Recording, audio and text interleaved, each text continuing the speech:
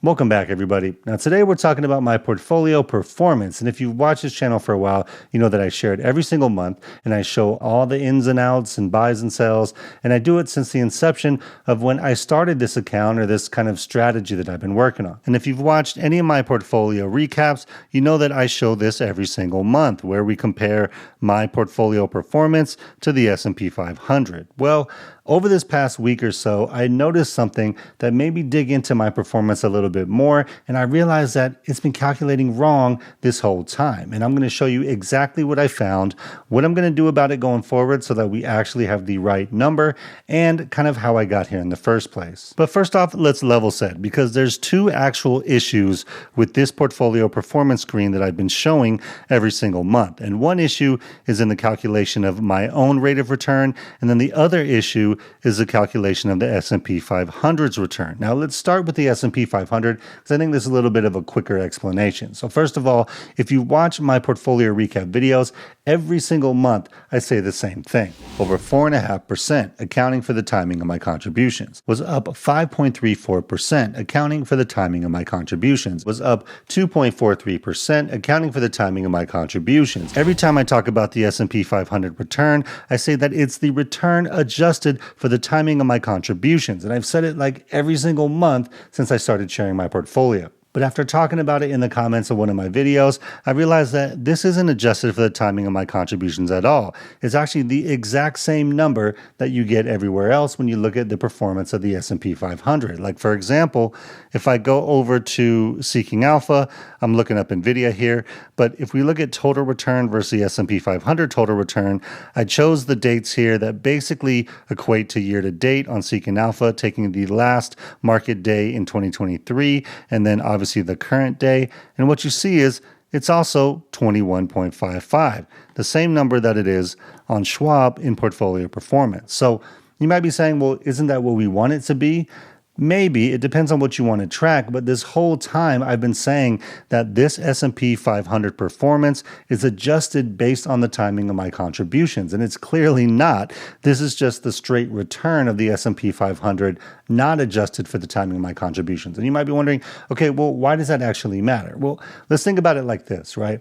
If you're investing and you only put all of your money into the market, let's say on January 1st or the first market day, and then you go all the rest of the year not adding any more capital, then this 21.55% would be what you would get from the S&P 500. The problem, though, is that that's not how many people invest. Most people are actually putting money in on a consistent basis, maybe every time they get a paycheck, maybe every month. And so that return is going to be slightly different when you're adding money into your account over time, as opposed to if you just put it in there on January 1st. And so if you actually adjust it for the timing of your contributions, in my opinion, that's a much more accurate way to measure yourself against the benchmark. Because look, measuring myself against 21.55% makes no sense when it means that all my capital would have had to be put into my account by January 1st. That's just not realistic in terms of how I actually invest. And the problem is that when you have markets like the last 2 years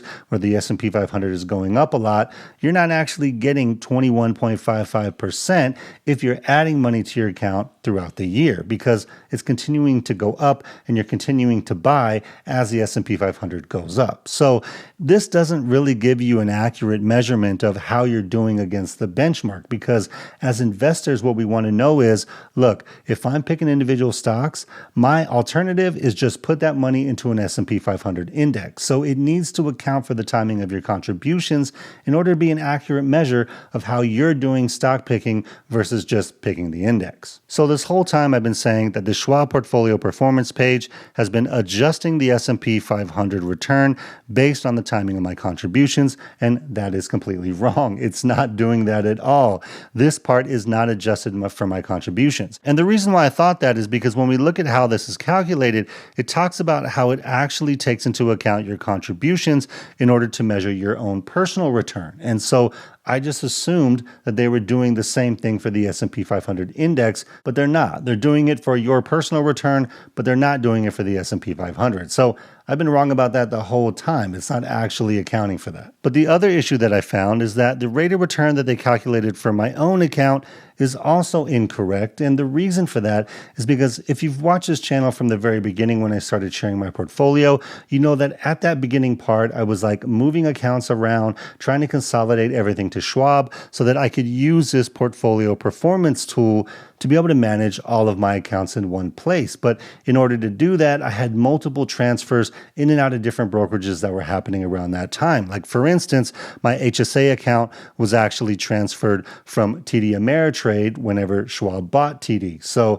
it was transferred over to Schwab. And the funny part is all the history actually moved over with that account. So what you see is I have history that's actually in July, June, and previous to when it was actually transferred to Schwab. And so my assumption was, hey, Schwab got all that history from TD Ameritrade, so that's going to be reflected in my actual portfolio performance. But it's not actually reflected. So if I go to my HSA brokerage by itself and I go to Max History, you can see that it actually starts in September of 2023. And that's when the account was actually transferred over to Schwab and not the full history. So even though the history's in my Schwab history, it's not actually reflected here. And so the issue with that is if you take my beginning value, it takes the full value of the account at the time of the transfer as net contributions, even though that account had like $12,000 to $13,000 worth of capital gains whenever it transferred over. So my total return is not being calculated correctly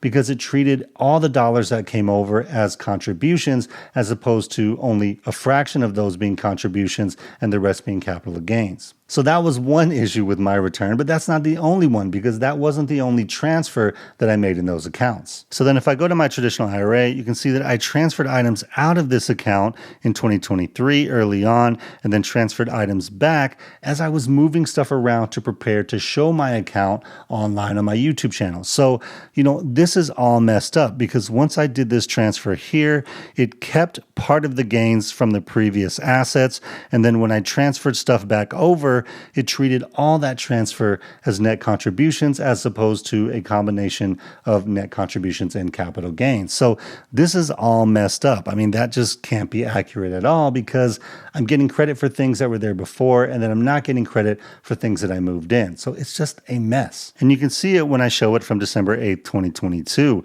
I have a big withdrawal dip here as I transferred assets out, and then I have big contribution bumps as I transferred assets in.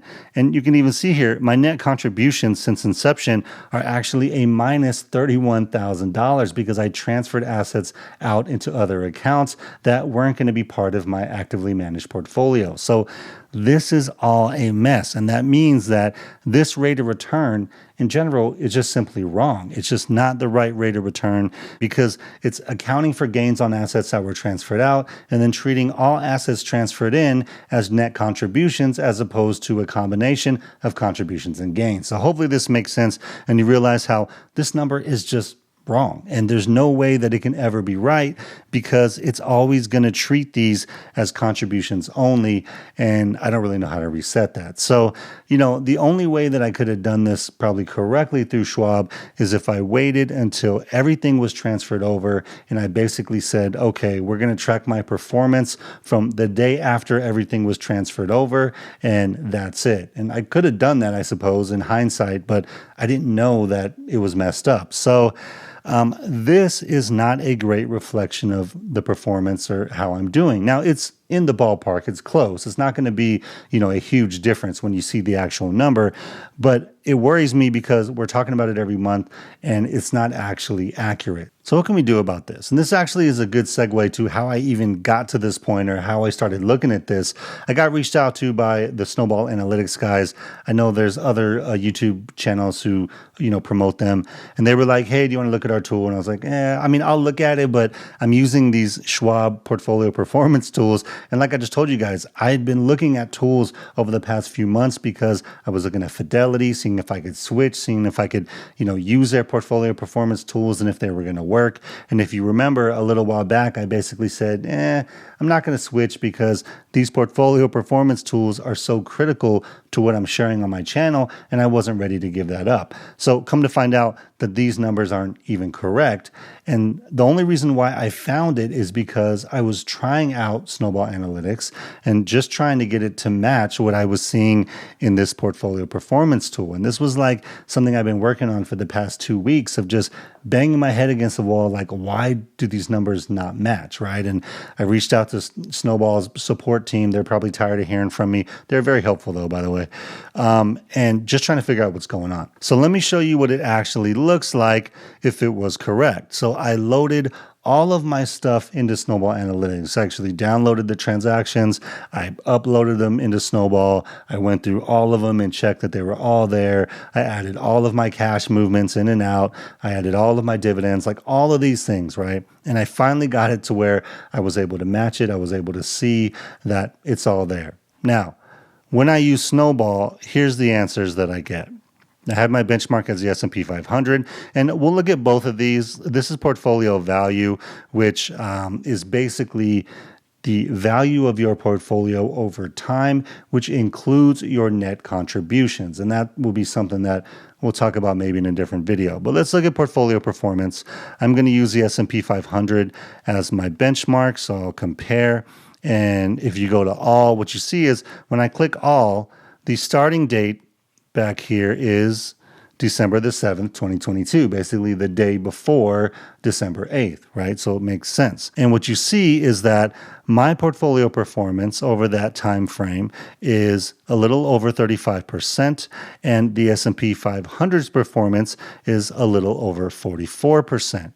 And you might be saying, wait a minute, if you look at the Schwab page, it says the S&P 500 performance is 49.99%. So why is this different over here on Snowball Analytics? And the reason why it's different is because Snowball is actually calculating the S&P 500 return adjusted for the timing of my contributions. And this is where, it really just kind of blew my mind. I was like, man, I can't believe that I've been saying that for over a year and it wasn't even doing it. But basically what they do is every time you buy and sell a stock, they do an equivalent type of transaction to mimic what it would be if you bought the S&P 500 or sold the S&P 500 on that same day. So what you get is a true representation of if you personally, based on your own investing contributions and timing, had just bought the benchmark as opposed to the stocks that you bought, how did you do compared to your own personal performance? That's what I thought I was doing before, and I wasn't, and that's what this is doing now. And so you might be saying, well, how come this is lower than the Schwab number? But just think about what the market's been like over the past 2 years, right? It's been basically up only, with the S&P 500 up like over 20% the last 2 years, right? So you would imagine that if you kept adding capital throughout the last 2 years, then this performance should be lower than the $49.99 because you're adding at higher prices as you go throughout the last 2 years. So hopefully that makes sense. So I'm still obviously trailing the index, but I'm trailing by a little under 9 percentage points or so there, which isn't too bad. And if you look at year to date, I'm trailing actually, what is that? Under 2%, under 2 percentage points year to date. So that's not too bad. But this was a real eye opener to me because everything that I've been saying in my portfolio recaps or what I thought I was tracking wasn't what I was tracking. And I didn't actually know until I was putting my data into Snowball, trying to figure out why it didn't match Schwab, and then emailing with support and trying to figure out what it said on Seeking Alpha and doing this over the last 2 weeks. And I was just like, oh man, everything that I thought I was tracking, I wasn't actually tracking correctly. And now with this, I kind of can. But let me show you a detailed example of how they're tracking it different, because I know it definitely helped me understand how the two platforms are different, but I think it'll help you guys too. So if I go to portfolio performance, let's just say over the past week, and then if I go here and just say over the past week. All right, so let's look at a couple things here. So first of all, let's look at the S&P 500 return for the week. So on Schwab, it says it's 0.64. And actually, if we just go to Seeking Alpha, I'll show you that it's the same on Seeking Alpha. We'll make this September. We'll make this Friday. And you can see on Seeking Alpha, it's also 0.64. So, okay, those two are calculating it the same way. Now, if we look at Snowball Analytics, what we'll see is that it's actually 0.57%. And you're like, okay, well, why is that? Well, I actually made a contribution this past week, and I actually ended up buying Lululemon, but I made a contribution there, and I bought it on a day when the market was actually up. So, of course, this means that this is going to be down a little bit from the actual return if you had just put money in at the beginning of the week and took it that way. So hopefully that makes sense. So again, that's proof that it's actually using the timing of my contributions to determine the return. And if we look at my performance for the week, it breaks it down to say capital gains were 2436.21 and dividends received were 2736. Now, if I go over here, you see that the income, which is basically dividends, was 2736, so that matches. But my investment gain or loss was 2433.97. So it's like a few dollars off, or it's a little bit off. And so I was wondering, well, why would that be? And what we'll find is that it's actually a difference in the ending stock price that's causing a slight variance in terms of the total value. So if I look at NVIDIA on Schwab, you can see that at close, it said 121.40. And then if I look at NVIDIA on Snowball, it says 121.35 So it's like, well, how come the numbers are different? And it's really going to depend on the data provider. Because what I found was that, yeah, on Schwab, it's 121.40. And if I look at Fidelity, it's 121.40.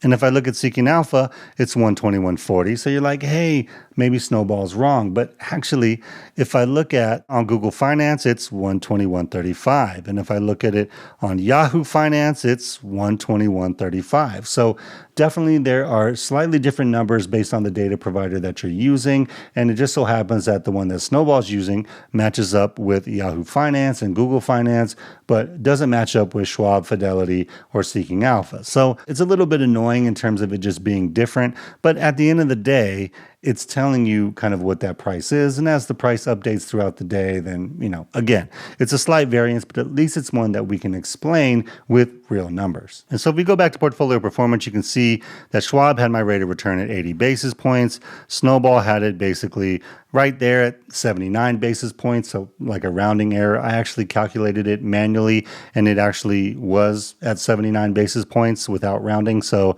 that I think is technically correct.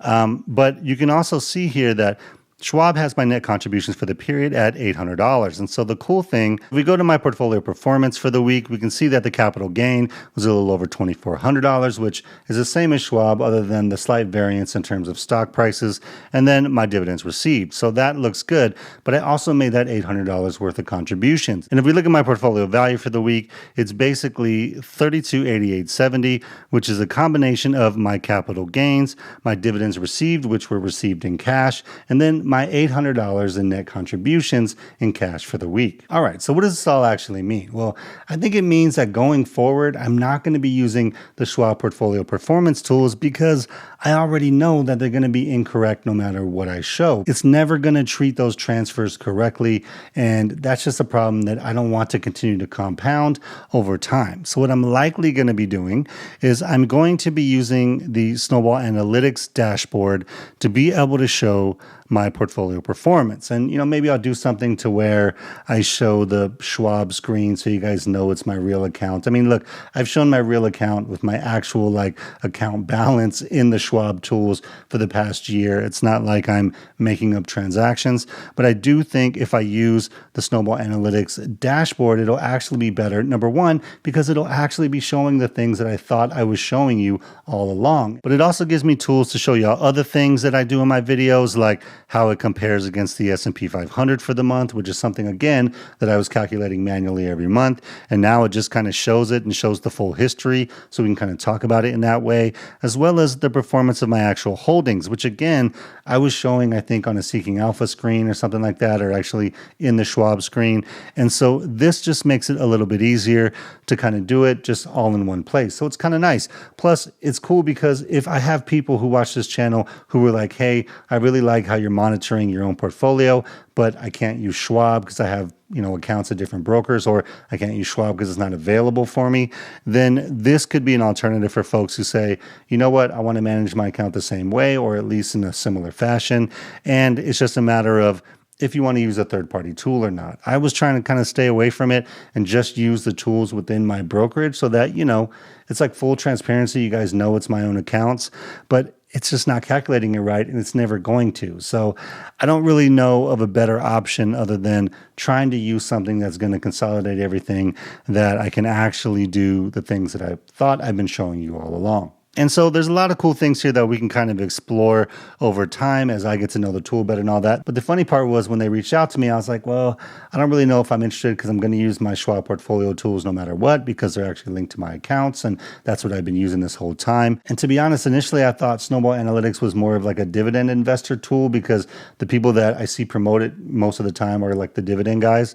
But when I started playing around with it, I was like, oh man, they actually have a lot of things for people who are looking for total return and the things that I'm looking for. And I mean, the dividend stuff is nice as well if that's kind of what your focus is. But I went into it with this mentality of, oh, this isn't going to be for me, so I'm probably not even going to look at it. And it just happened to be good timing because I was looking at Fidelity, I was looking at Schwab, and I was like, man, these portfolio tools aren't that great. And then I just tried it out to see how it would be. And that led me down this rabbit hole of being like, oh, wait, all the stuff that I'm showing all along isn't actually calculating correctly, or at least not the way that I thought it was. So you guys should expect to see this view in my next portfolio recap video, which is going to be this week. That's why I wanted to make sure y'all knew kind of what I've been looking at, why I'm making this change, and what kind of drove me to do this. But I'm always open to y'all's feedback. So if you have any questions, concerns, irritations, you've used this tool before and you don't like it, I'm open to hearing any of that. I'll probably do a deeper dive on Snowball Analytics just kind of as a general review as well. So you guys get an idea of kind of all the features that are in here. But I think you'll see a bunch of them when I do my portfolio recaps, which I think will be pretty nice. So let me know what you think in the comments about any of this. If you want to see my latest portfolio recap video, you can watch that by clicking this right here. Hope you guys have a great day out there. Financial independence is true freedom. So keep building and stacking wins, and I'll see you all in the next one. Peace.